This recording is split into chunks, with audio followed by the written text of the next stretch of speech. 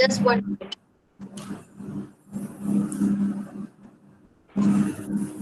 Okay, here we're going to start. Hello, good evening everyone. Before proceeding to the webinar, I would like to thank Dr. Mehul Jadhav sir, who is the principal, and Dr. Sarfaraz sir, who is the vice principal of the BITS Institute of Physiotherapy, for giving me this opportunity to conduct this wonderful webinar. And Dr. Tejas Choksi sir, who is helping me to practice live webinar. Support, and thank you very much for that. And I'm also grateful for all the students and all students of BITS Institute of Physiotherapy and other students of the other companies are also present here for the webinar. So I'm grateful for that also. And before we start the webinar, I am that BITS Institute of Physio College proud to be a conduct important and interesting webinar. Now let me introduce Dr. Piyush Jain sir, PhD scholar and director of Galena Physiotherapy Clinic and Galena International Academic, and also was as CEO of Institute of Physiotherapy Noida, international instructor of dry needling, international instructor of kinesio taping at Nasara. Also the author of the 2 best-selling books, Manual of Kinesio Taping at 2012, Manual of Dry Needling Technique Volume 1, 2015. He has also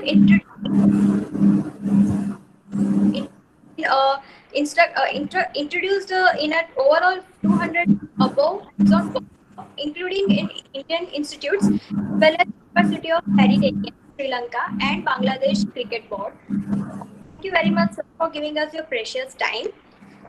And now I would request you all the students and therapists, just keep your audio and video in off mode so we cannot get any interruption during the webinar. We will be having 2 sessions. First one is webinar, and the second one is after webinar. We will have the question and answer sessions when you can ask and solve your questions by typing in the comment box. After the first session, that is a webinar. Okay.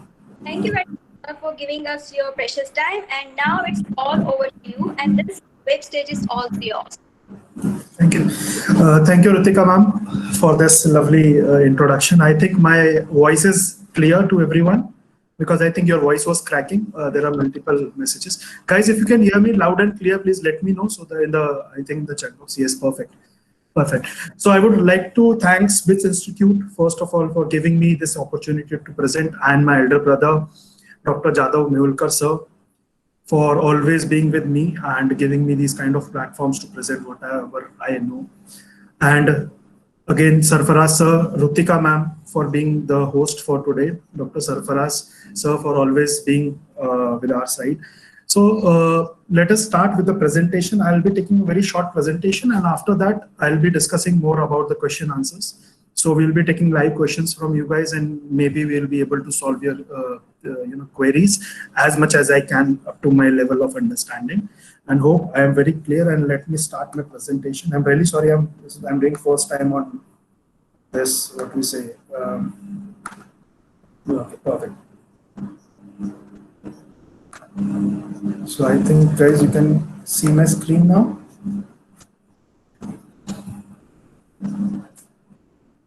Okay. So can you see my screen? Anyone, please? Ritika ma'am, can you unmute your mic and tell me if you can see my screen so that I can see? Yes, sir. Yes, sir. We can see your presentation. Okay, perfect. So, guys, welcome to this webinar on introduction to dry needling and dry needling. I will tell you that this is the most controversial topic when we talk about in India. Sir, Yes, sir, sorry for interruption. Just to go just a little bit slow. So, sure. Okay, guys, welcome to this webinar of dry needling. I think dry needling is one of the most controversial topic whenever we take into practice or in teaching. So it has always been a matter of contradiction as well as a matter of there are a lot of queries when we talk about this topic.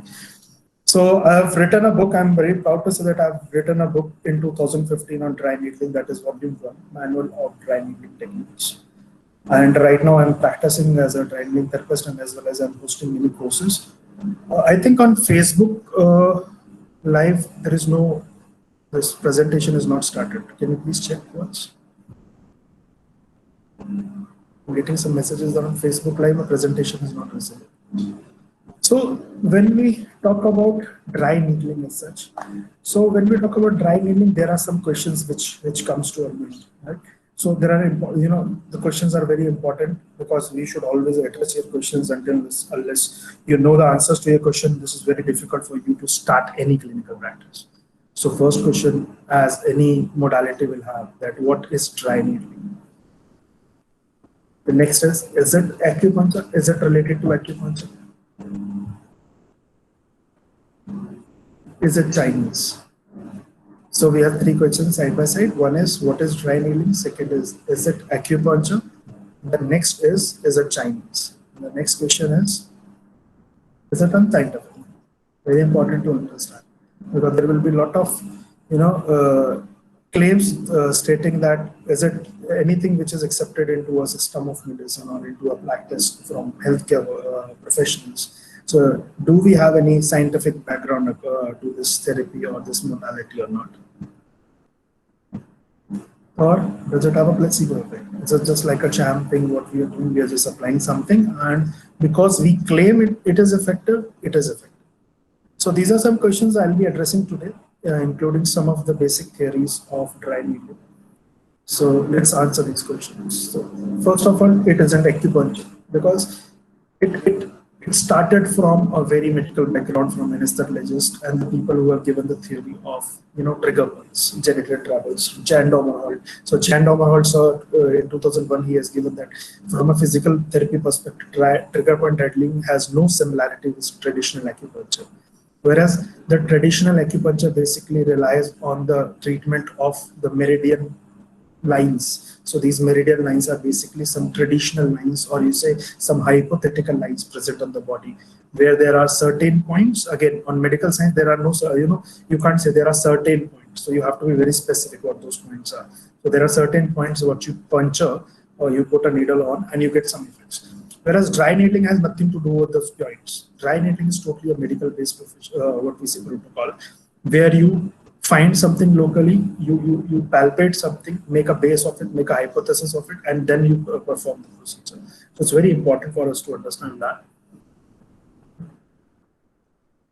It's surely not Chinese at all, because early proponent of dry needling, including Clerc. So these are some what we say authors who have given their side of the concept of dry needling. So as per the APTA, American Association of Physical Therapists, so what they have done is they have combined many type of researchers and authors to combine and make a formulated course curriculum as well as the definition of dry needling.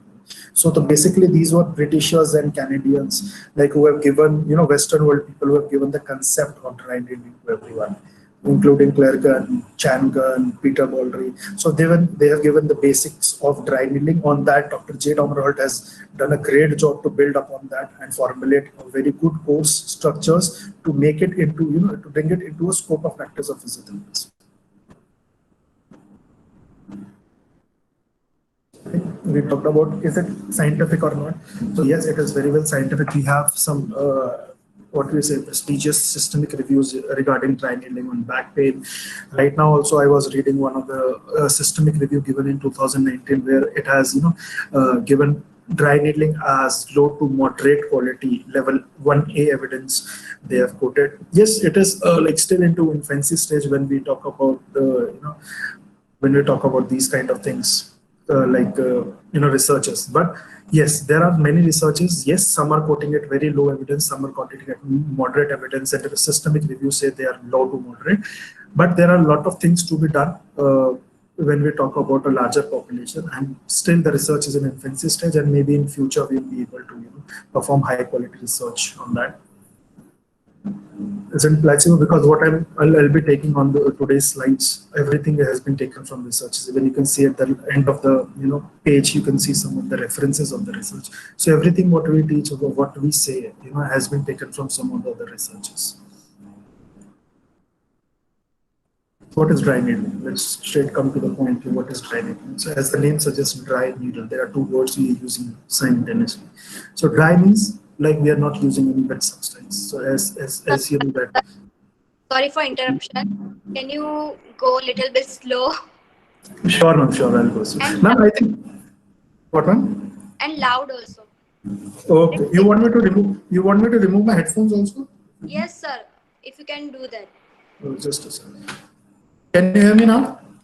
Yes, sir. Yes, sir. Now we can hear you clearly. Yes. Okay, perfect.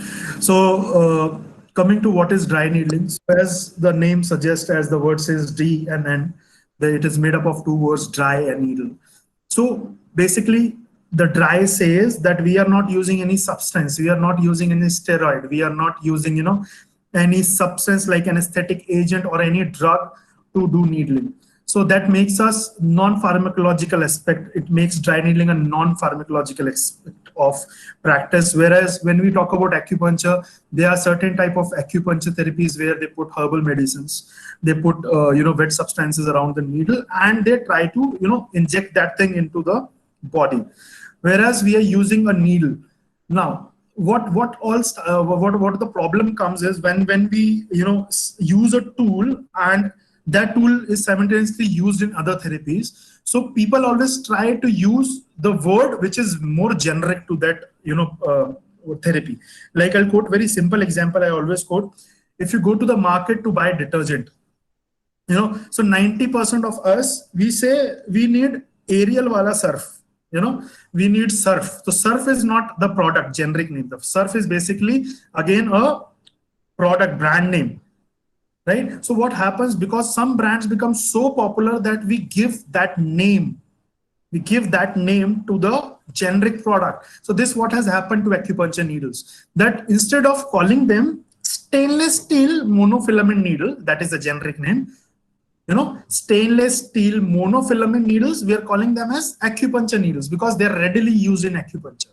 But that doesn't make us, if we are using a tool of a different stream, but the theory what we are applying is of modern medicine. So that doesn't make us that we are following acupuncture at all. So we have, what is dry needling? The dry needling is basically two things. Not using with substance, that means it is dry, non-pharmacological. Second thing is a monofilament stainless steel needle which is targeted into a tissue like skin, fascia, or a trigger point. So I'm giving you the names of the tissues, I'm giving you the place. So, and it is non-pharmacological. This way, these things are very important points to consider when we talk about any modality and scope of practice of a physio.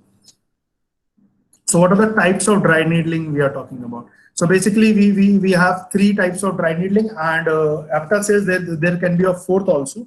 So when we talk about the types, the first type given by Dr. Peter Baldry in 2001, it was called as superficial dry needling. As the name suggests, you are doing something very superficially, that is on the skin only. Here the aim is to stimulate some fibers. I'll explain about those fibers later. So you stimulate basically A delta fibers to have some effect on the pain of the patient. And basically we try to cover as many dermatomes as possible. As you know that if you go by the researches, so there is a problem with there are some problem with the dermatomes. So we don't have clear demarcations of dermatomes. So dermatomes can be overlapping to each other. So what we do in superficial dry needling, we try to cover as much as dermatomes possible in that painful area. That is what is superficial dry needling all about. Next comes a deep dry needling. So as the name suggests, as we know, deep means something we are going deeper. So deeper than the fascia, we are basically entering into the muscles. So when we are doing trigger point dry needling, to be very precise, when we are doing intramuscular manipulation or intramuscular mobilization or trigger point dry needling, these are the three names we give it to. That is called as deep dry needling technique, basically given by Cummings in 2001 again, and has been formulated by Dr. J. Domerald. The next is facial dry needling. Facial is not the face, it's the fascia. So as the time is progressing, you know, there are many courses like anatomy trains are there, myofascial release are there. So all these courses, all these things are, you know, CREX is there. So they basically talk about the, you know, orientation of fascia, the problem in the fascia, you know, the adhesions in the fascia, and how these adhesions, how these problems of fascia, you know, are the cause of your myofascial pain syndromes, right? Or the restriction in the movement pattern. So these all the things can be dealt with facial dry needling. So you can use facial dry needling as one of the modality to treat these kind of issues. So we have three types: superficial dry needling for the skin, deep dry needling basically for the muscles, as well as facial dry needling techniques for the fascia. And there is a last model which is known as radiculopathy model, given by Dr. Chan Gun. He's a Canadian, and it's a very beautiful model, and we basically use it in radiculopathy and neuropathies. And it says that whenever there is some problem in the peripheries, you always need to address the central part of it. Means if we are, you know, treating the peripheries, maybe a sciatic nerve, the course of the sciatic nerve, the muscles related to that, the dermatomes related to a nerve. I'll again state, if you are treating a periphery, like you are, you know, treating a muscle or a dermatome which is related to a specific muscle, so we should always, you know, try to treat the area of the spinal nerve, maybe the segments of the spine from where it's all starts. So the central as well as the peripheral concentration using dry needle is called as radiculopathy model, given by Dr. Chan Gun. So coming to, because we call it as, you know, it is called as trigger point dry needling, and dry needling as per APTA, American Physical Therapy Association, is basically trigger point dry needling, what they say. So what are these trigger points we talk about? So you should be, what happened, ma'am? Hello, Ritu Kumar, please keep your audio off, please. Ritik Kumar. Sorry for interruption. You can start now. Okay.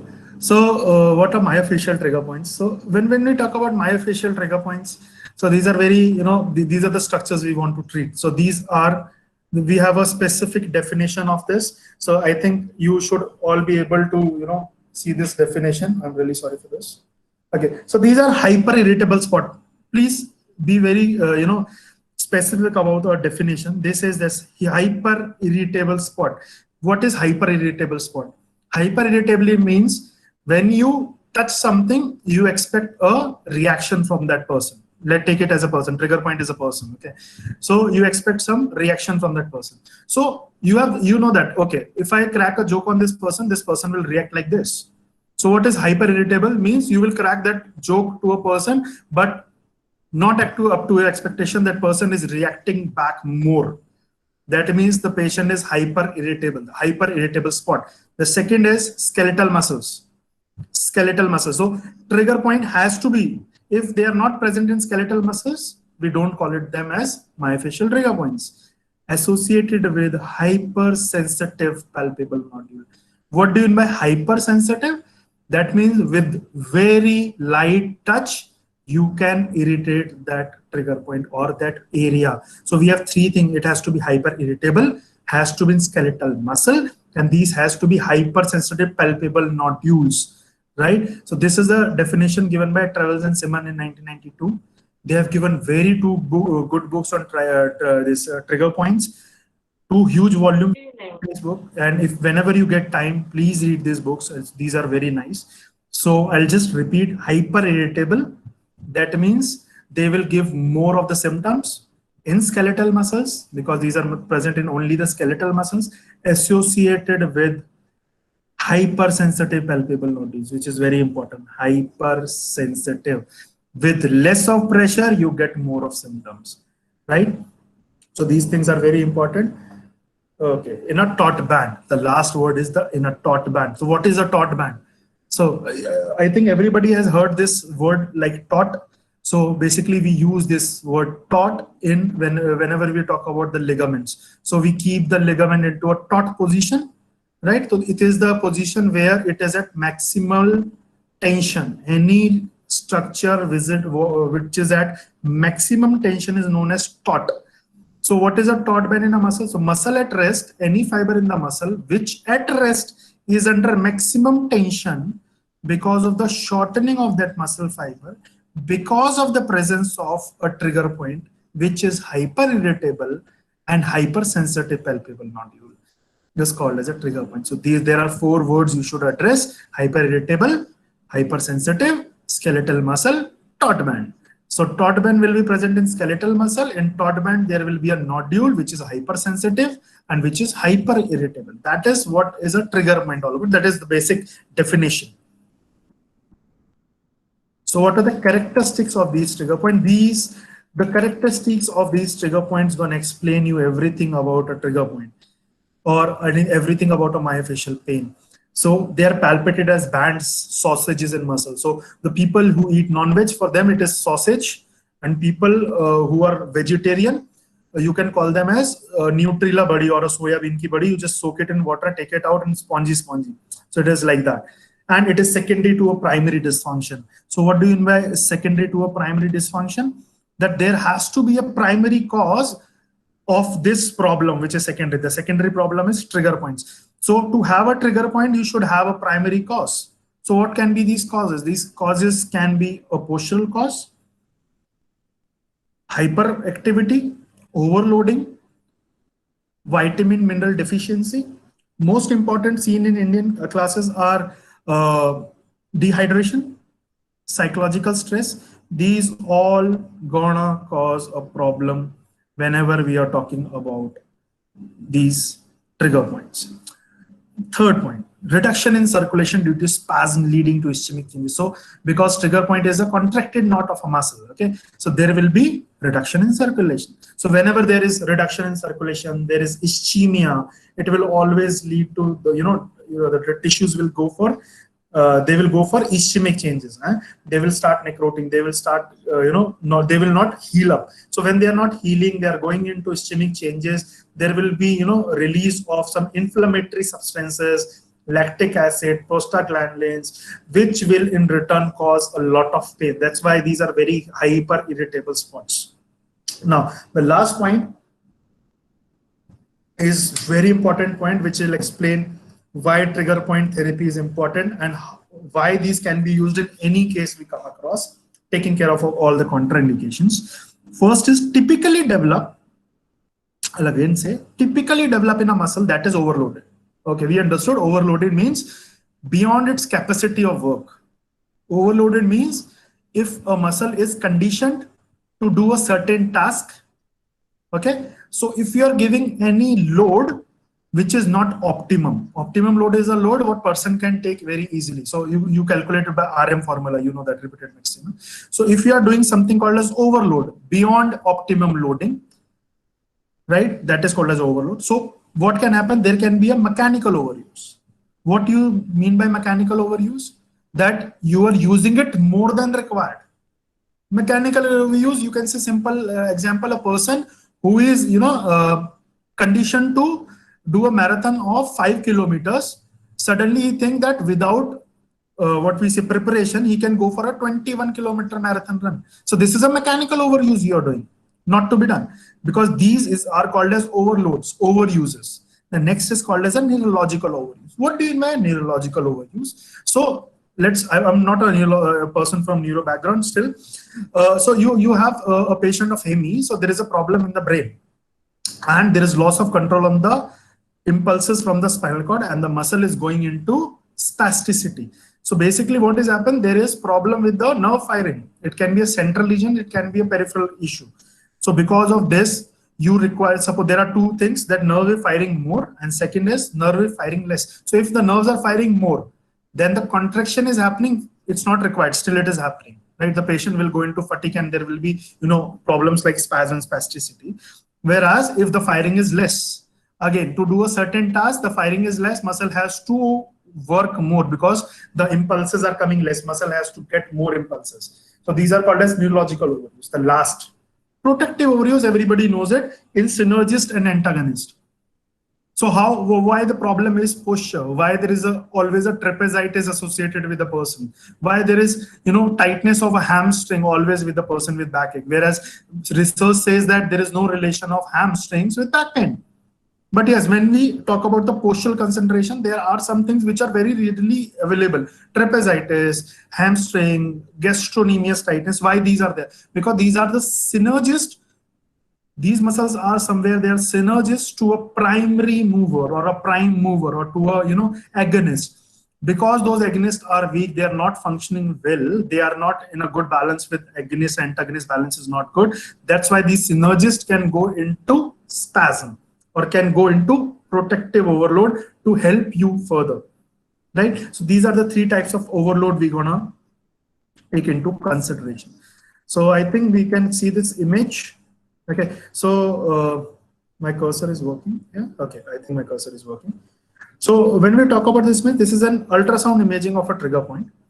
So when we talk about the ultrasound imaging, so this is, everybody knows that ultrasound, diagnostic ultrasound work on the ecosystem. So you have sound waves which goes in and then they bounce back. So this is a fascia, what you're looking at.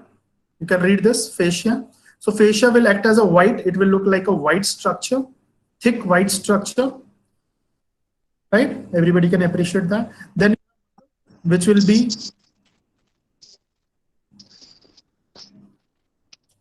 be less dense as compared to fascia, because both are made up of collagen.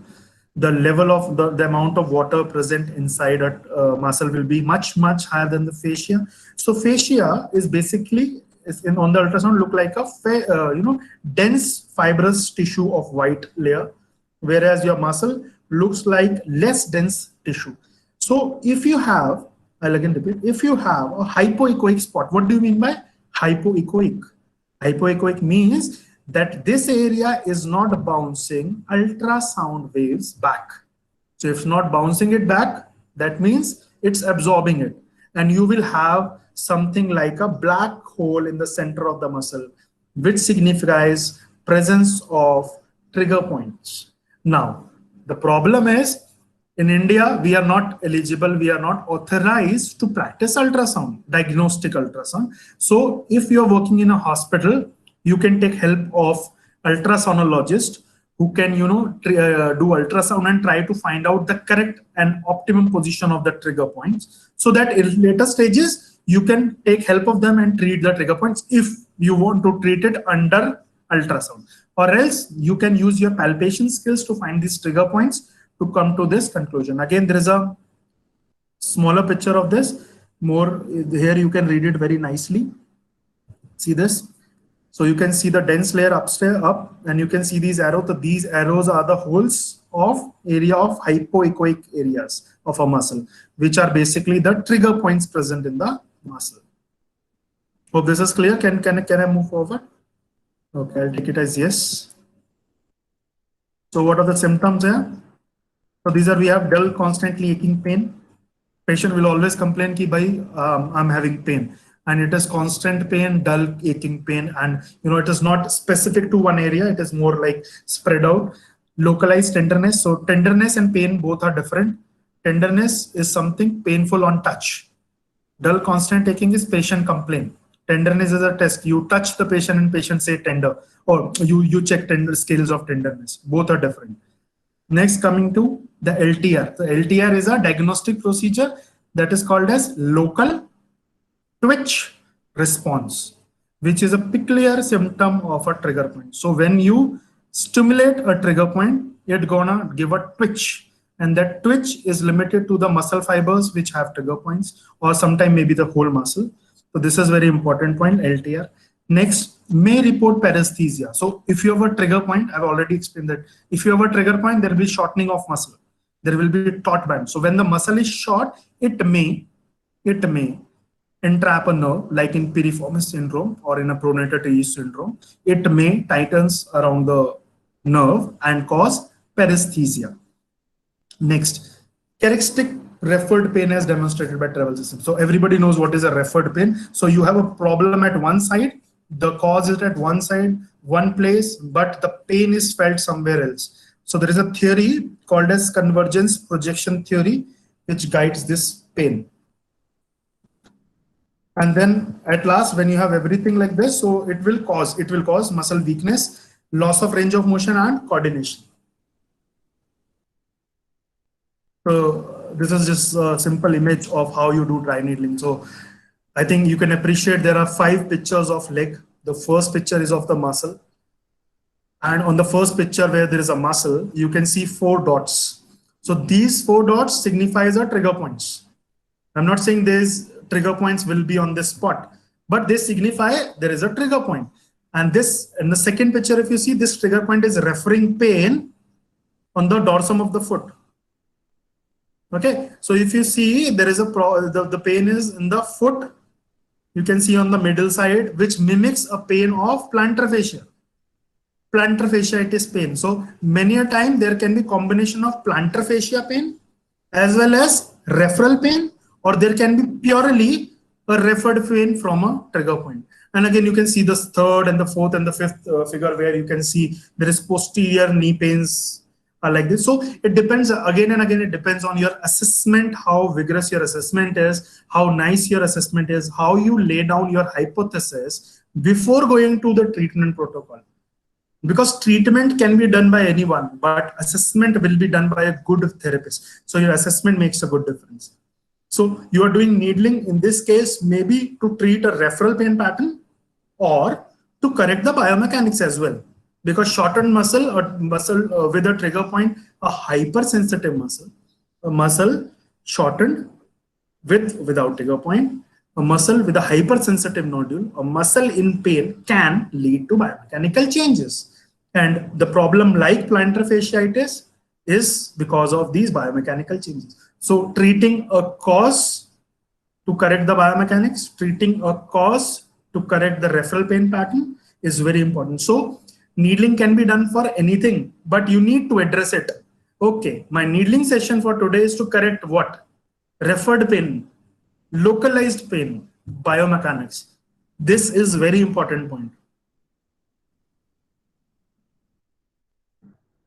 Again, this is like, this is a picture of soleus, right? So you can see the fourth picture, we have given this, where the trigger points of soleus are.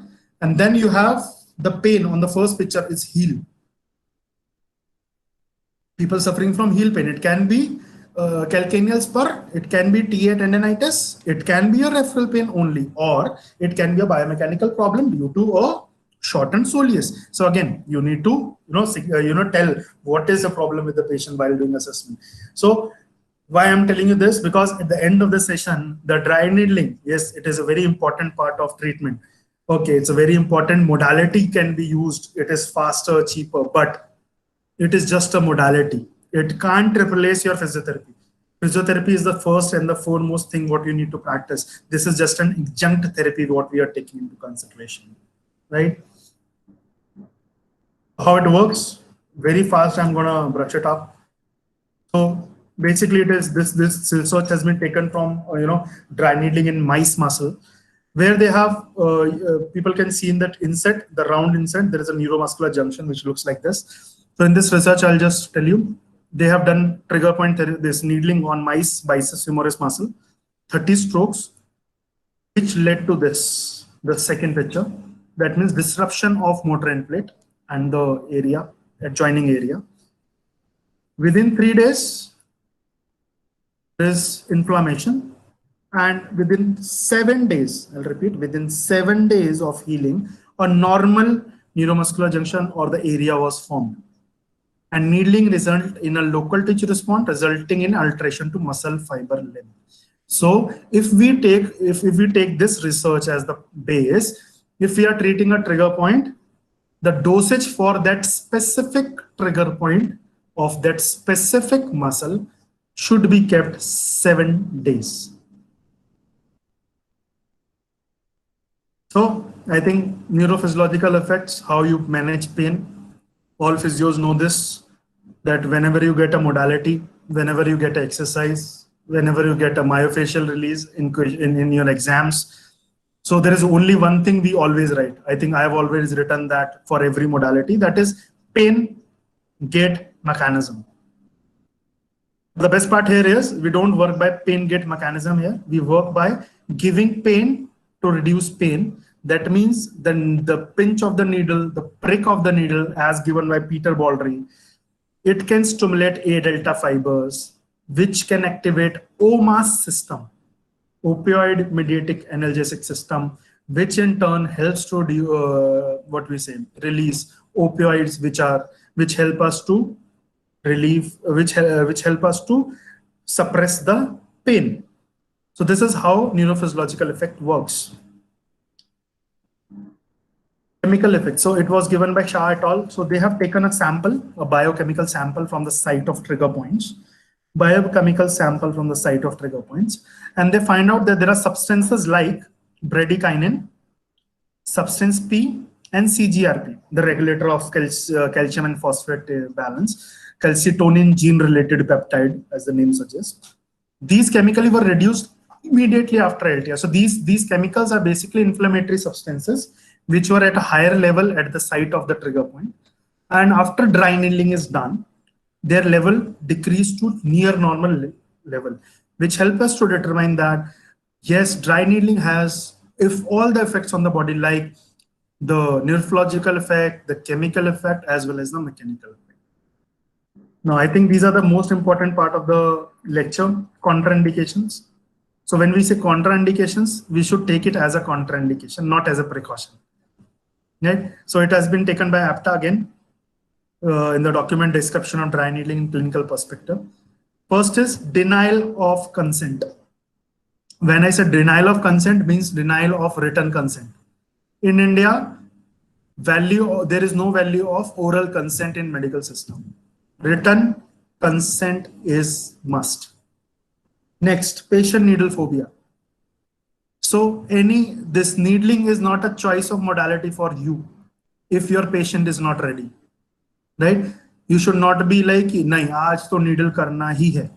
If patient is unwilling, if the patient is having phobia, we are not doing needling today or ever in that case for that patient, okay? So acute fevers, acute infections, lymphedema, psychiatric disease, patients with epilepsy, again, if they have a history of epilepsy less than 2 years, complete no. More than 2 years, you can take. Diabetes, if uncontrolled diabetes, you know what the answer is. If it is controlled diabetes, under control with the limits, then you can do it.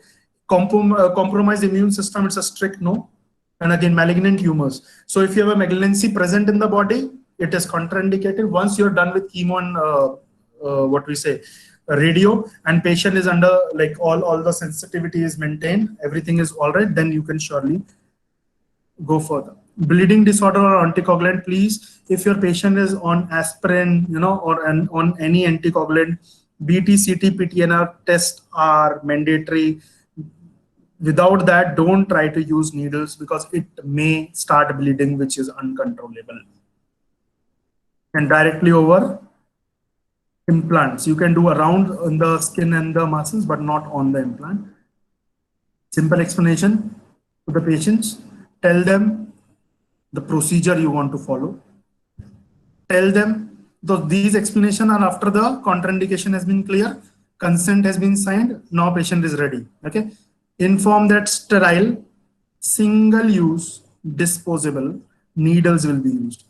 Inform that sterile, single-use, disposable needle will be used, which we're going to take out in front of them. Okay. A brief explanation of how dry needling works. So don't take a workshop of 4 days with patient. So you just need to give a brief explanation to make them understand what is happening.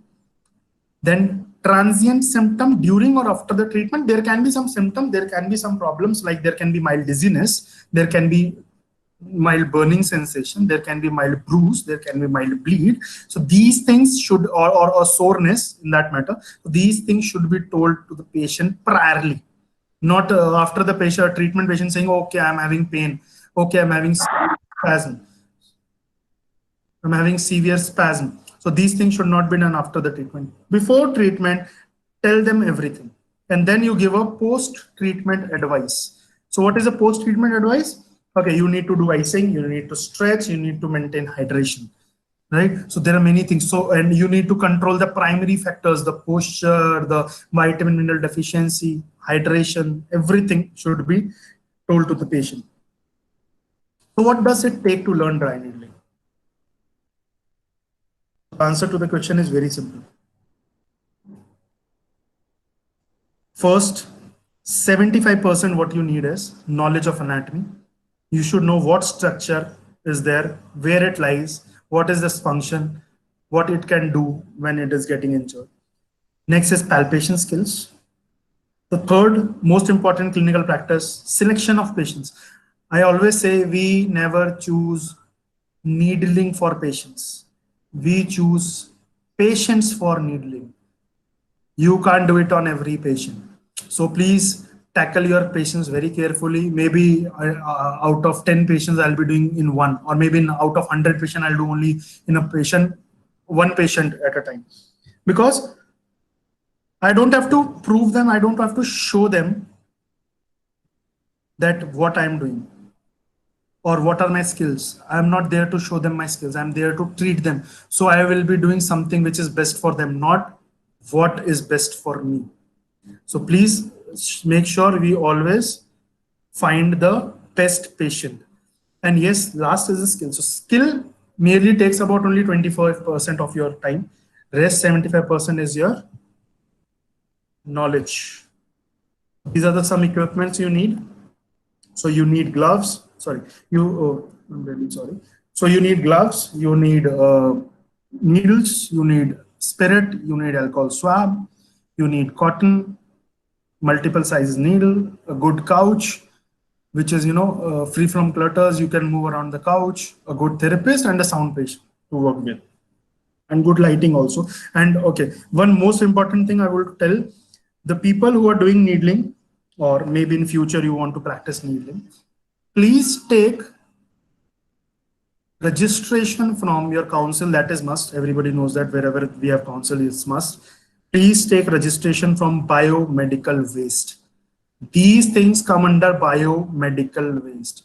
You need to take registration from biomedical waste. Either they will designate a center or they will come to you. They will give you the bags you need to dispose these things. But please take this. This is a very important point. We are working with patients. We can't throw these things in dustbin.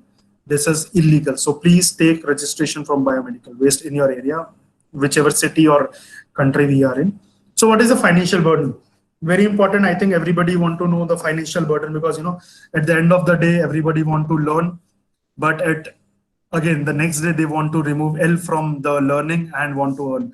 So cost per sitting, it depends on person to person. It can range from 300 to 3,000 bucks. Again, it depends on the city we are working, up to you, and your type of work. Cost per needle hardly range from 2 to 4 needles, and an average number of needle used per session 1 to 10, maybe 20 also. So basically the investment is completely low. The time taken is very calm. The time taken is very low. It's only that assessment which takes a lot of time. The dry needling treatment hardly take 10 minutes in total. It is cheap, effective, reliable, and single shot tool. But again, whenever we have so many uses, we always have some problems. Your contraindications are there, the precautions are there. You need to take consent. You need to take care of the patient. There are so many things you need to deal with.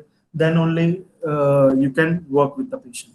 So I'm done with our presentation, and I'm open for questions, comments, and maybe rotten tomatoes if you want to throw. Let me switch on to my camera view. I don't know how to do that. Thank you so much. It was a very nice, informative webinar. Now we have second session. That's the question and answer. So kindly you can ask your question in the comment box. Just type your question in the comment box, please. Ma'am, can you see me? Because I can't see myself. I'm sorry. Yes, sir, I can see you. Perfect.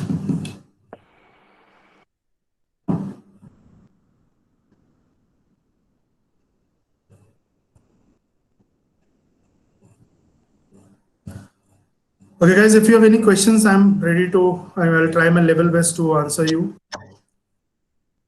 Sir, there is yes, a question from the doctor, sir.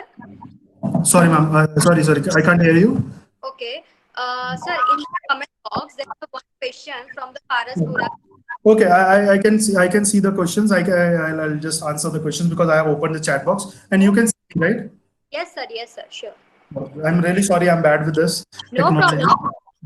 So, sir has said, can you tell more about radiculopathy? Okay, sir. So, I'll just go in the brief of this. So, radiculopathy model was given by Dr. Chan.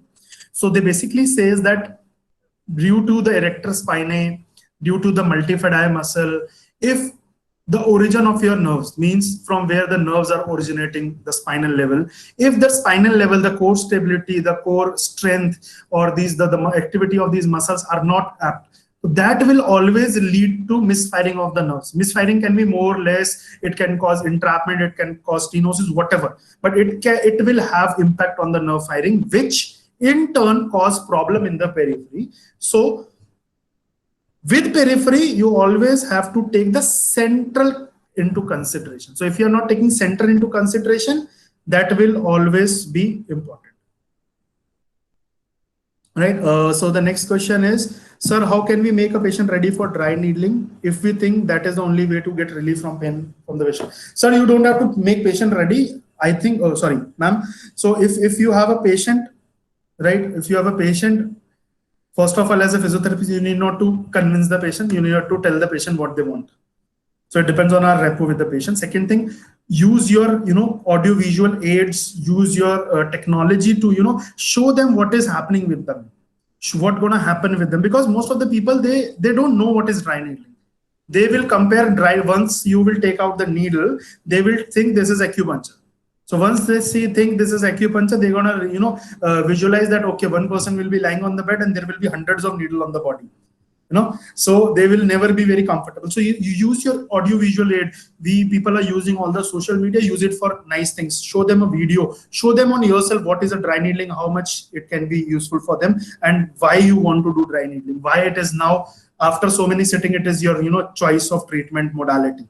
Again, it's a modality, you can't do everything with dry needle, you need to combine many things. But yes, after that, patient will be, I think, will be convinced enough to get dry needle done.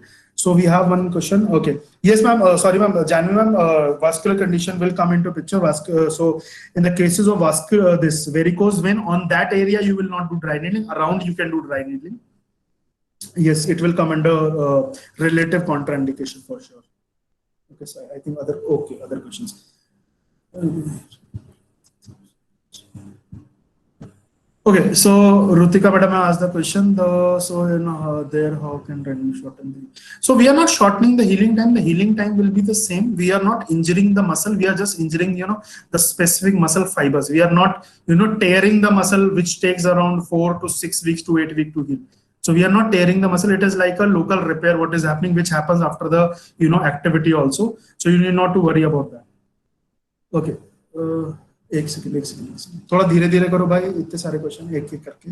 Okay, next is Anita ma'am, can you please tell some neurological condition? Okay, so ma'am, like hemiplegia is one of the case where you can practice dry needle. There are multiple case studies present where they have performed dry needling on cases of hemiplegia for the 2 years to 2.5-year-old hemiplegic patients, where they were able to improve the length of the muscle, as well as we know that the one of the complication of the hemiplegia are, formation of trigger point, which can give you pain, like you have hemiparetic painful shoulder, hemiparetic shoulder syndrome. So there are trigger points which you can deal with.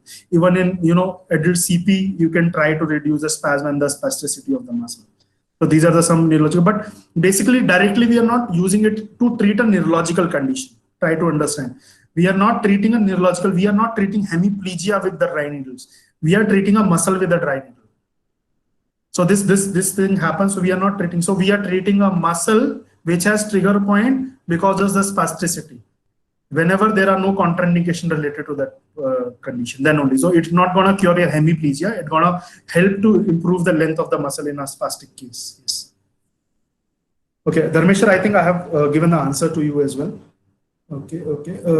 What is the importance of needle? Okay, so ma'am, needle of different size. First, it depends on what type of needle needling you're doing. So you're using superficial.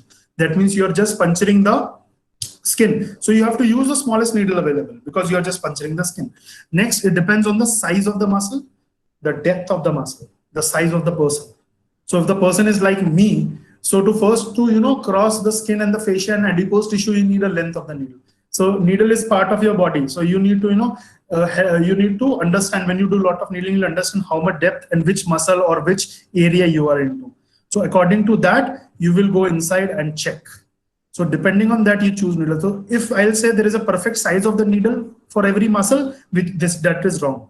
So needle size depend on the course, the size of the muscle, the size of the person. So these three things should be taken care of.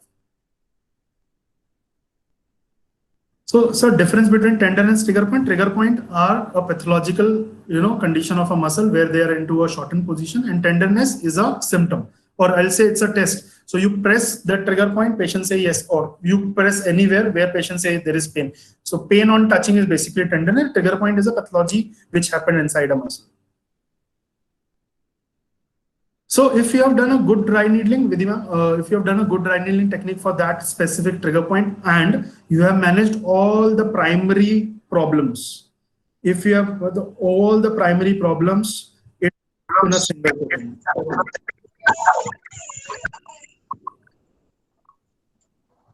Okay. Next is Shruti Desai, ma'am. Sir, if diagnostic USG isn't licensed here in India, is there a way we can certify ourselves officially? No, ma'am. There is Shruti, ma'am. We and even all the healthcare professionals, they are not entitled, or they are not, licensed to practice. Dr. Arya, sorry for interrupting. Dr. Arya, please switch off your video. Please turn off your video and audio. Dr. Arya, please turn off your video and audio.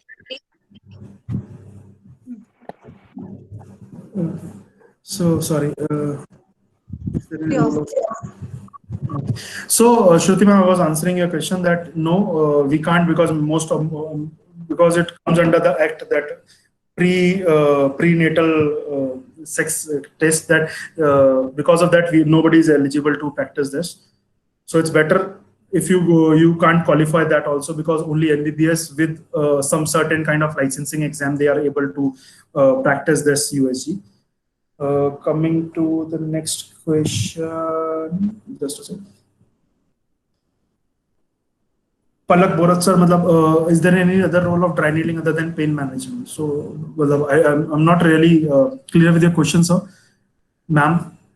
So please just clarify your questions. One, what you need to ask, like what kind of role you asking? Anita ma'am, if a needle hit a nerve by mistake, will there be? Okay, so there are something called as needle stick injuries. Okay.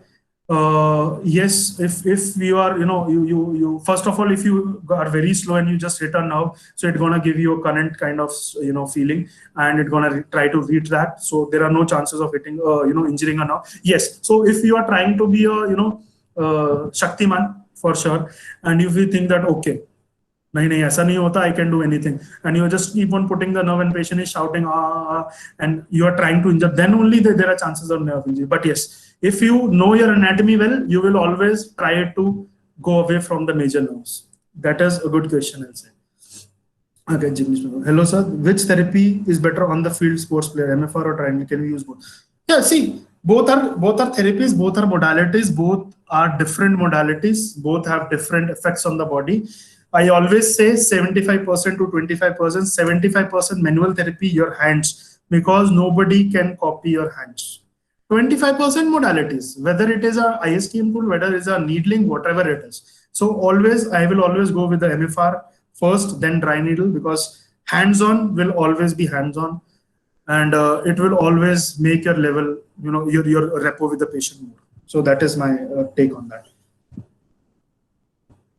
Nishant, okay, Nishant sir, finally you got the link to enter. For conditional supervision, it depends on, like, if you are able to palpate the muscles properly, yes, superficial and deep will both be equally good. Or is there any published depth of branding and influence on each level? Ma'am, not really. The effect of fascia to nahi bolunga, but yes, I think there is one article regarding the depth of the dry needling, and one article was this. There was one MPT research also done in Delhi, where they were checking about the depth as well as the time of retention of the needle. So I need to check if that is published or not. So I can get back to you on this, Dr. Dharasha. Okay, any other? Okay, there are other questions also. Sorry. Okay, sir, if the okay, sir, Mili, sir, if the patient is standing over one side only, then we are supposed to apply the time. Okay, so Jitna, I can understand by your question is, sir, if the patient has tenderness over. Okay, see, tenderness and trigger points are both are different. Tenderness is just like a symptom or the test what you are doing, and tenderness can be due to a tender point or a trigger point. So if you have a bone contusion, also you'll have tenderness. If you have a facial adhesion, you will have a tenderness. If you have a pimple, also you'll have a tenderness. So tenderness is totally different. So you can't compare tenderness with trigger point. So first you need to be very sure that yes, by palpation, and I have given you some characteristics and symptoms, if it is qualified all the symptom, then only that tender point will called as a trigger point. So once that trigger point is qualified, then only you do trigger point dry needling on that, but you need to address why you are treating that trigger point. Is that trigger point is giving you a local pain, or the trigger point is giving you a pain in any periphery? Maybe it is a referral pain, or you want to change the biomechanics, or you want to correct the biomechanics. Then so it depends on what you assess and how it gonna, in your assessment, how you are taking dry needle, this trigger point as. Sir, in which conditions? So superficial dry needling is only used for pains. So you can, cut out all the condition. Wherever there is pain in any condition, you can give superficial dry needling because it don't work very much on trigger points. So basically, it is a pain relieving technique what we use. Okay, so I always knew that this question will come. Dr. Pal, sir, can we do done needling in nerves? See, simple answer, very simple answer. No chaos about it. Whenever you are in doubt, open Google, Baba, write needling on nerve. If you can find even a single article which says you can do needling on nerve, send me also. There is nothing called as nerve needling. When you talk about nerve needling, there is only three things which comes, and everybody knows that axonotenosis, neuropraxia, okay, the nerve injuries. Okay, so these are the things which come when we talk about needle stick injuries or injury to the nerve or needle to the nerve. Yes, as per Chan-Gun protocol, you do needling on course of the nerve, that is the dermatome level, not on the nerve. So you can't do needling on the nerve at all. No needling on the nerve. And because there are no articles, and it can't be done because it will injure the nerve, and nerve injuries, everybody know that how disabling it is. I think Rutika ma'am want me to stop. Ma'am, I am done. My pleasure, ma'am. No, ma'am, no issues. Don't be sorry. Thank you, everyone. Rutika ma'am, you're there. Just 1 minute. Okay, Rutika ma'am की आवाज चली गई है. My pleasure, everyone, for joining us today, and thank you for bearing with me. My pleasure, Bhartika ma'am. Thank you.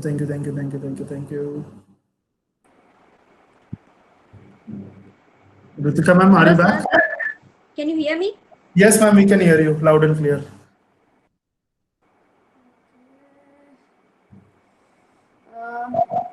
Sir, I'm actually on from my another account. It's a Dr. Rutika Bits Physio.